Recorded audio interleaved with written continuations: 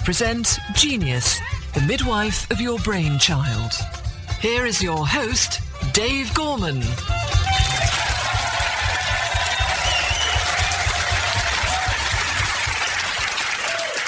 Hello, I'm Dave Gorman and welcome to Genius, the show all about your ideas. Every week, a celebrity guest and I peruse a parade of proposals, be they inventions, gadgets and gizmos, or philosophies, schemes and strategies. We do so hoping to discover amongst them that rare quality of genius. These ideas have been submitted to us by you, the Radio 4 listeners, and I'm delighted to say that you have done so in your droves. Of course, while tens of thousands of ideas have arrived, only a few can make it to the show. Thank you, Sally Wainwright of Preston, but when making a Victoria sponge, I always add a drop of vanilla essence, wasn't quite what we were looking for. Other vaguely culinary ideas that haven't made it to the show range from the tantalisingly feasible edible apple labels to the plainly ridiculous edible Brussels sprouts. Of course, we wouldn't ask tonight's special guest to consider such ideas, as it would be an insult to his genius, and a genius he most certainly is. He is, in my opinion, the human ley line that connects the twin towers of British genius, the Beatles and Monty Python. He was a member of the Bonzo Dog Doodah Band, whose 1968 #1 hit, I'm the Urban Spaceman, was produced by a certain Paul McCartney, the band having already appeared in the Beatles' Magical Mystery Tour.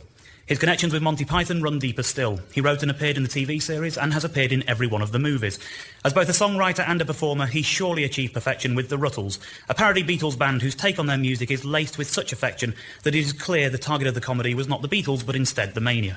The Ruttles film, All You Need Is Cash, was written by the Python, Eric Idle, and featured the Beatle George Harrison in a cameo role. But the star of the film was surely the music of my guest this evening. Ladies and gentlemen, Mr. Neil Innes.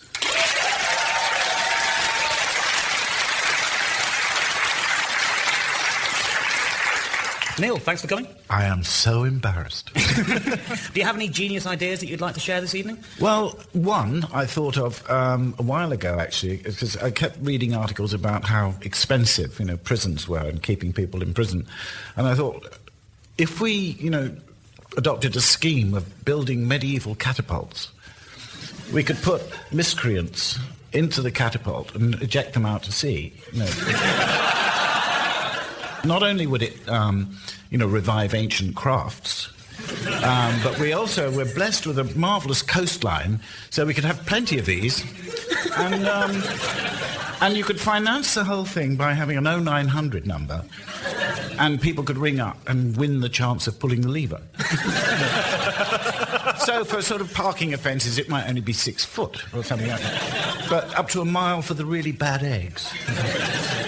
Have you been reading the Daily Mail long? So as we go through the show, we will discover which of the ideas you believe to be genius. When we've heard them all, I'll ask you to choose your 2 favourites, and from this brace, the audience will then select the overall winner. The winner will win not only the overalls, but also, of course, the fabled Genius Trophy. Ta-da! I'm sure if you're listening at home, you can sense that the atmosphere has changed here in the studio, as the audience are silenced by the magical beauty of the trophy they see before them. I can see slack jaws all around the room as every single member of the audience asks themselves the simple question, how do they dare to give away a top prize that is worth as much as that? Oh, we dare, ladies and gentlemen. We truly dare. OK, well, let's find out who will be winning the trophy this evening. Our first aspiring genius hails from Lenton, near Nottingham, and goes by the name of Russell Garnett. Dear genius, my idea is simply bunk chairs. The bunk chair would function in the same way as the bunk bed, relying on a discreet ladder at the side for access to a second level of comfortable, space-saving seating. Of course, once the chair's been successfully bunked, this opens up a whole new world of economical household usage, with the bunk sofa, the bunk table, and the bunk TV a mere stepladder away. How does bunking seem to you, Neil? I like the idea of the sofa, bunk sofas. And also, it could probably work in pubs, the lower level for people telling dodgy jokes, and the upper level for philosophical discourse. I'm not sure a bunk chair should be near alcohol. Well, it appeals to me, but then I think actually what appeals to me is the word bunk. I think a double-decker bus, it's a bunk bus. It sounds better than a double-decker bus. Well, that's the idea. With the bunking, what you can do is items that sort of appear to be bunked already, you can sell them back to the general public. So, for example, 2 layers of shelves, bunk shelves. Just put a little bunk label on it. Nice. Blocks of flats, never a popular idea. Bunkhouses. Bunk flats. But that's not the bunk chair. No. See, the bunk chair doesn't already exist. That's what you're introducing to the market. Yeah. Is there anything you wouldn't bunk? I don't think so. I think once the bunking started, it follows on. I mean, bunk poof if you need a leg rest. Yeah. But a sort of... How would you attach a ladder to puffs? And that is a question that has never been asked on radio before. Let me tell you. The health and safety has got to be the main concern with this. We've got some figures here. I went to ROSPA, which is the Royal Society for the Prevention of Accidents. And in 2002, there were actually more accidents involving armchairs than there were bunk beds. There were 16,380 accidents involving armchairs and 12,731 involving bunk beds. This suggesting that the bunk chair would be safer. Except... how many people actually have bunk beds? I use a chair... good 7 or 8 times a day. I haven't used a bunk bed for years. Just on a sort of straw poll in this audience, just raise your hand if you have a bunk bed. OK, I'm seeing 1 hand. Right, 2 hands raised, OK? 3. OK, so there's 3 people in 100 who have bunk beds. How many people here have got chairs? OK, so... yeah. What we've got there, I've got the calculator. This is the equivalent. If it's 12,731 at the moment is the figure for accidents involving bunk beds. Sure. If everyone used them, let's multiply it by 100. There's 300 people here. 3 of them have got bunk beds. Times 100. You've now got 1,273,100 people having accidents. But that's with beds which they're only using once a day. Let's multiply that by 7 or 8 times for the number of times you sit in a chair every day. Times 7, I'll be charitable. You've now got 8,911,000. It's an idea which is going to put about 9 million people into hospital. Can't make an omelette. All I reckon... Like, how busy the waiting room's going to be? How are you going to get that many... Bunk chairs? There we go. It all comes round. Would this go down well in the Innes household, Neil? I think it would, actually. You don't want to talk to your wife? No. I go along with the idea of bunk sofas, because you can have a lot more fun on a sofa. And, because you can have, sort of the kids all along the bottom and the grown-ups on top. Rather like a theatre, then. You can make it like a theatre with a dress circle and stalls. I'm getting a feel about how this is going. Is this the bunk chair genius or not? On balance, yes. Congratulations, Hey! Russell Garnett.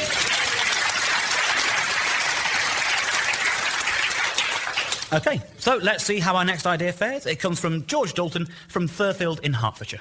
Dear Genius, to rid the world of the rather boring and repetitive nature of every week being the same old Sunday, followed by Monday, followed by Tuesday, I, given the chance, would randomise the whole week simply by drawing the days of the week out of a bag, just like the lottery. It would add a random element to everyone's weekly routine, which would make everyone's life much more exciting, and everybody will be much happier. The end. My first thought is it's going to ruin the theme music to Happy Days.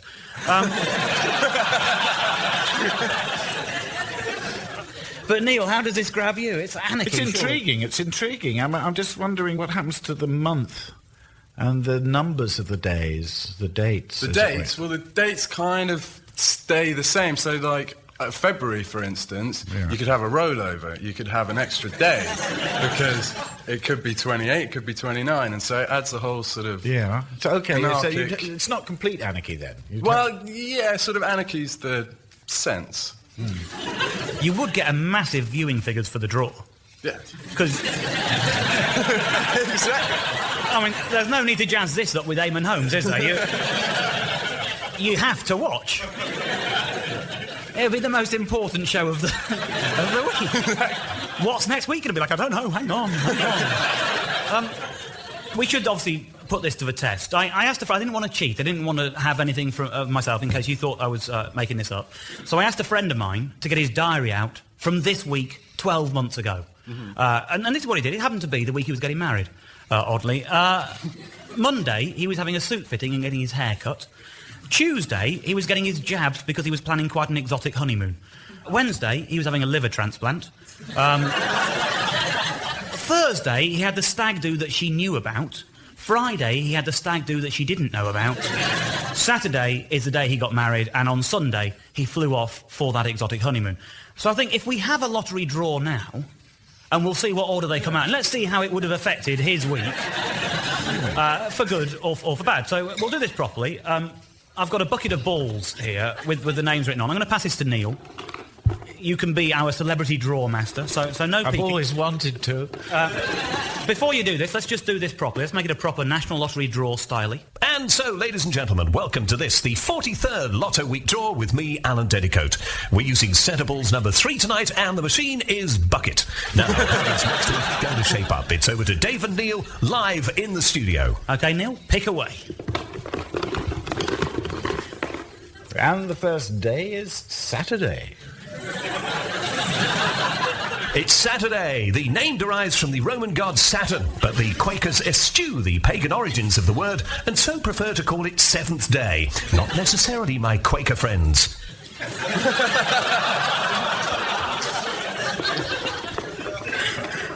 And the second day is Wednesday. It's Wednesday. The German name for Wednesday is Mittwoch, which literally means it's the middle of the week. But of course, with the new Lotto Week system, sometimes it is, and sometimes it isn't.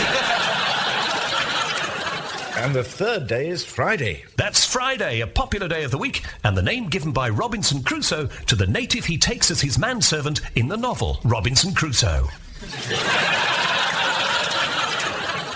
And the fourth day. It is Sunday. And that's Sunday, the 43rd time this day has been drawn, as it has been for all of the days in this week's draw. Sunday, of course, is the only day of the week to rhyme with Monday.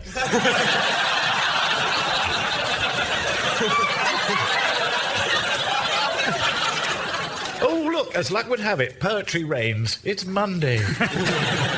And that's Monday, a day that shot to fame after it was mentioned in a song by the Boomtown Rats.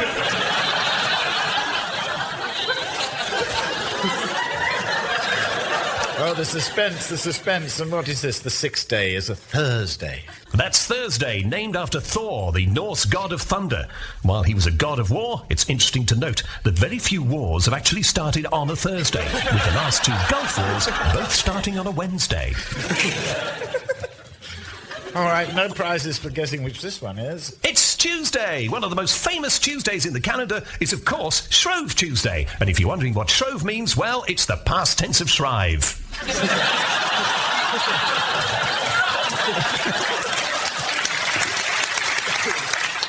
Now, fair to say, that's a fun week for some, isn't it? But for my mate, he would have been getting married, first day of the week, the day before his liver transplant. Then he's going on the stag do that she doesn't know about. It's going to be quite hard to get away with once you're already married. Then they're going on honeymoon. But then a day later, he's got to come back for a suit fitting and a haircut. Day after that, he's going on another stag do that she does know about. And then on the Tuesday, he's getting his jabs for that honeymoon he's already gone on. Do you see how it's going to screw up a few things that are important to people? The point is, you can't plan more than a week in advance. So you couldn't make those kind of plans. That's For a wedding. Yeah. I really like the spirit of anarchy that runs through this. I'm just not sure that the world could actually cope with it, and if it couldn't, I'm not sure I can go with it. I don't know, what do you think, Neil? I like it for the same reasons you like it, but I don't see why it should be imposed upon everyone in the same kind of way. I think the lottery's a bad enough thing without sort of spreading it further. Well, I don't know. Is it or is it not genius? I like it a lot, but I don't think it is genius. Oh. George, I'm sorry. Yeah. You're not a genius. Oh, well.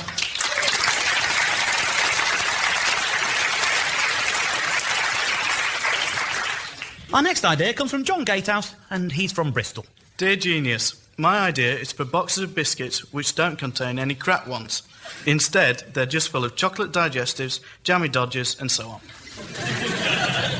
The main question I'd have to say was, why don't you just buy the biscuits you want? Well, you know what it's like. You think, well, I want a selection of biscuits, so you buy a variety pack. But there's always some left over. There's always some that you don't eat, and you've paid for them. Right. So why don't you just buy the biscuits you like? It costs more.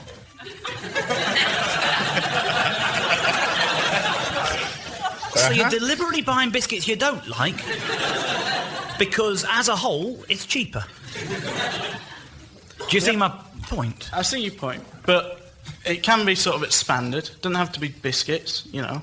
Chocolate variety packs, there's always some which you don't like, and nobody does, and they're just left there. Yeah. And what do you do with them? You feel guilty if you throw them away. You're absolutely right. There's always going to be 2 or 3 members of a girl band you don't fancy. That's it. Oh, let's do a little bit of a straw poll. Can we just raise the lights a little bit in the room here? We got a selection box from a well-known retailer. Can I just ask, who here likes an all-butter Viennese? There are some hands going up. Oh, okay. yeah, quite a lot. Okay. Who here likes the Golden Crunch sandwich? There are some hands going up. The milk chocolate vanilla sundae? Some hands are going up. Milk chocolate orange sundae. Controversial. Weren't sure how many were going to go for an orange chocolate, but a very popular choice. Rich tea finger cream. Some hands are up. And the dark chocolate ring of hilarity. Yes. I have here a box of biscuits that many people in the room like all of them. Yeah. But there's 100 people in here, or however many. I can't see. But, yeah. You know, you don't often have that many people around your house.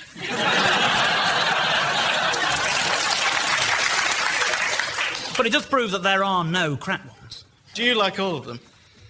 Yeah. I'll tell you this. If that was my box of biscuits and it was only me going to eat them, then at the end there would be a couple of all-butter sultana cookies, but I would eat them. Why? Because they were left. Doesn't mean they're crap. We were trying to find a box which contains some truly crap biscuits, but I think the pink wafer has been phased out. Rightfully so. Yeah. I think what we're learning here is that you can't satisfy everyone. Much as Darren Day is trying, you can't.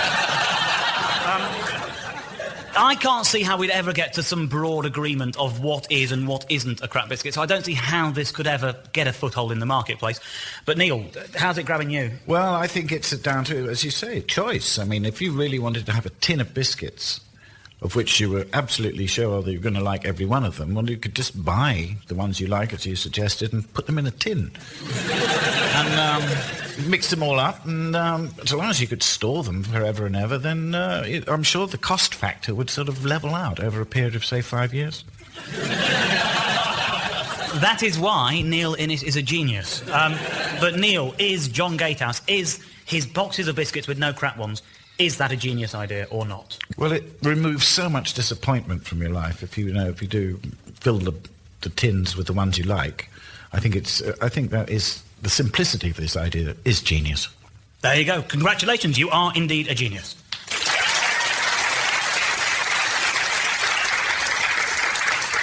It is time for our next idea, which comes from Philip J Naylor, and he's another of Bristol's aspiring geniuses. Dear genius, I'd like to suggest bubble wrap that's filled with helium instead of air. This will ensure that parcels weigh less and are therefore cheaper to post. What do you think, Neil? Does it really work if would the helium make the parcel lighter? There's going to be problems. I mean, the thing with bubble wrap, as it is that you can't resist popping it. True. If it's filled with helium, not only are you wanting to pop it, there's squeaky-voiced fun to be had. Exactly. My mum has a dog called Sadie, the dog, not my mum. And when post arrives, the dog attacks it. You can have dogs with barks that only they can hear. Which in itself wouldn't be a bad thing. I don't know. I don't know. Is the science right, I suppose, is the important question, Neil. And so we're going to find out. We've got some scales from a post office. And we're going to see how much a parcel weighs, OK? This is a parcel containing the latest Neil Innes CD, Works in Progress. But I put it on the scales. This is business rates. It would cost 62 pence to send. Neil, would you mind if you come over and hold the microphone? I'm going to need my hands for this, OK? I'm just going to get some helium.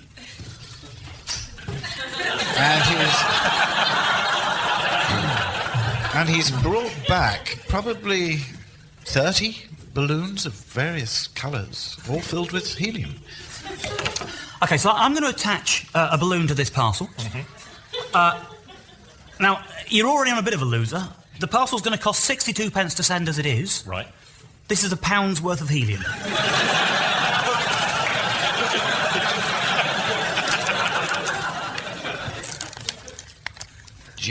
And it works. It's yes. It now costs 45 pence to send.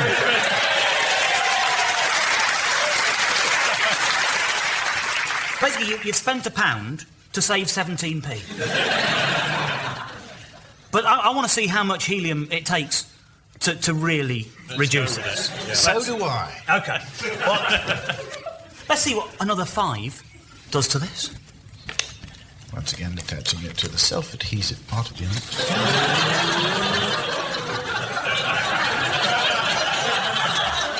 It's still 45 pence. I think we can make this float. OK, this is the 12. We're up to 12 now when this is attached.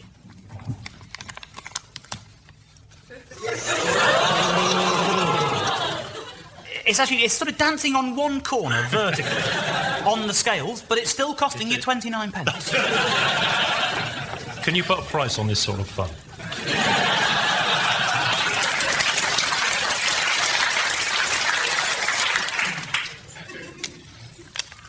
I'm going to make this float. 18th balloon, come on. It's floating. It's floating.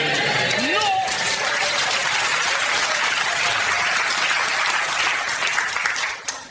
OK, so it takes £18 worth of helium to be able to send your parcel for free. And I'd love to see you walk into a post office and actually get away. I was actually expecting when it floated for it to just sort of head to the ceiling, but it's just floating. It took £18 worth of helium. That kind of damages the idea somewhat. Do you think with mass production you could get the costs down? Possibly. Because you've got to get it down below 62 pence for £18 worth of helium at the current market price. Yes. Where do you get your helium from? Was that wholesale or retail? We got it wholesale from Helium R Us. OK, I think we should do the question and answer bit on helium. OK. I think, for best effect. OK.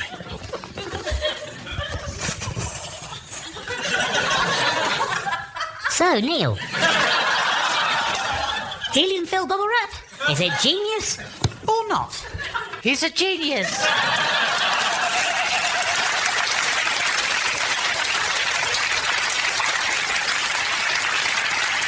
I don't know about you, but I'm feeling quite light-headed. Yes, I'm quite giddy now. So, Neil, you've heard several ideas. You've declared some of them to be genius. But I need to know now, which are your 2 favourite ideas? I think it's really tough because I think one is a clear winner and the others are pretty much the same. But I think because had such fun with the biscuits, I'd put that at number 2, but the definitely number 1 idea is helium, and hang the expense. OK, well, if you wouldn't mind, can I ask John Gatehouse and Philip Naylor to take to the stage, briefly?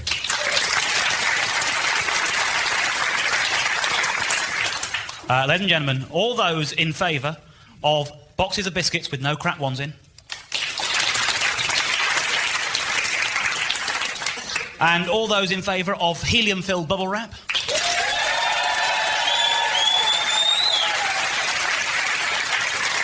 It's a pretty clear-cut decision. Philip, are you absolutely delighted? You are a genius. I'm flabbergasted. Is that the best day of your life? One of the two. OK. So what, you've won a game show before or something? No.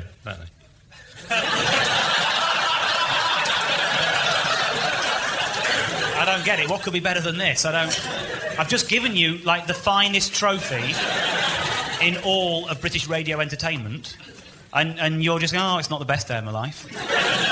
Possibly the day I got my PhD in physics.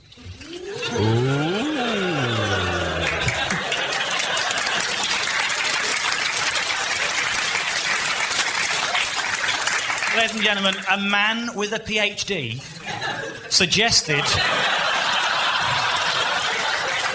helium-filled bubble wrap. Oh, yeah. I'm glad I pay my taxes.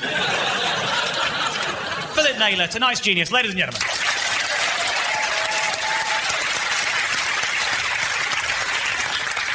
I'd like to thank our wonderful genius of a guest, Neil Innes.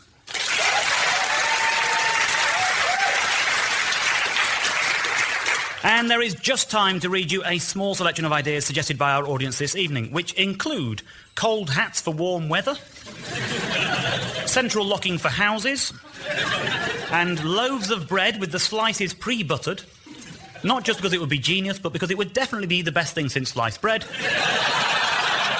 and would therefore set a new benchmark for inventors to aim at. We thank you for all of those. We leave you with the Lotto Week formula version of the theme music to Happy Days. Sunday, Tuesday, happy days. Thursday, Monday, happy days. Thursday, Tuesday, Sunday, Wednesday, Friday, happy days. The weekend comes, my cycle hums, ready to race to you. Good night.